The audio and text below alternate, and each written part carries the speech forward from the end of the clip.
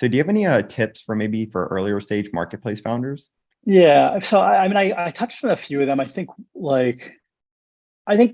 a lot of I think what YC kind of I think trains you for is just like really focus on just like delivering a great user experience. And I think there's when you're getting started, when you're very early getting started, I think there's lots of distractions of things you like quote unquote should be doing as an entrepreneur and as a founder. And I think the more you can kind of like let a lot of that noise fade away and just like how do I deliver how do I really focus on just like delivering a great experience for, as YC says, like make something people want.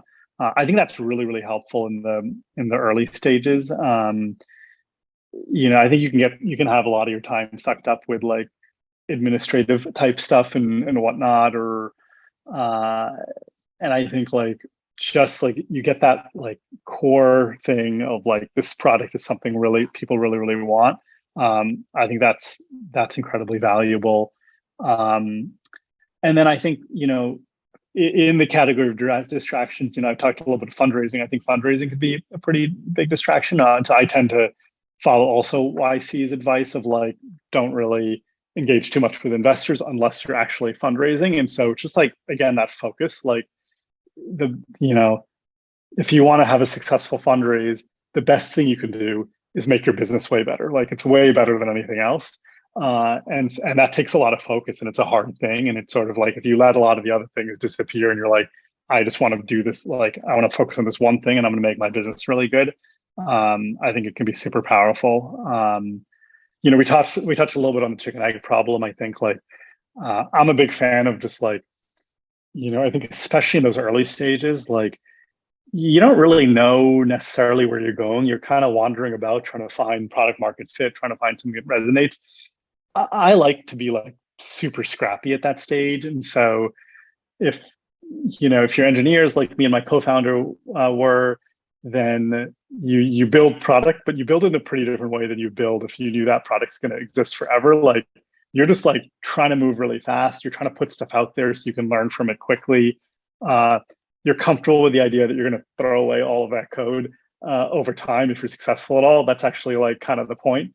Uh, but you don't want to like spend a ton of time like architecting everything perfectly because like then it's going to take you a lot longer and it's going to like if you're going to throw it away anyway, then who cares, right? Like the most important thing is that you figure out these fundamental questions around like is the space I'm exploring, like is there value there?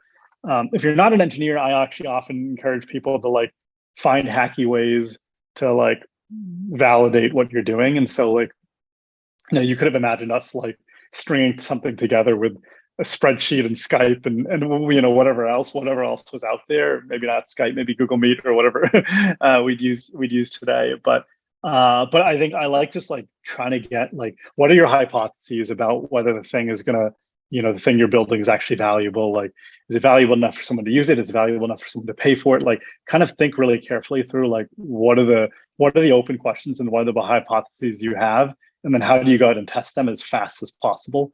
And yeah, cadence makes a huge difference because the faster you can put stuff out there and observe and learn, the faster you're going to get to something that's actually working. And we're pretty far along compared to those early days, but I think we're still in the early days of our company. And so actually, this is a thing that we're still trying to hang on to. Like, how do we get stuff out there quickly, test hypotheses, and kind of now we're getting an organization to behave that way. But in the earliest days, it was just kind of two of us, I think, operating that way. And in some ways, it's easier because if you and your co-founders agree, you can kind of just act that way. Versus when you have a big org, you need to kind of figure out how to get an organization to behave that way.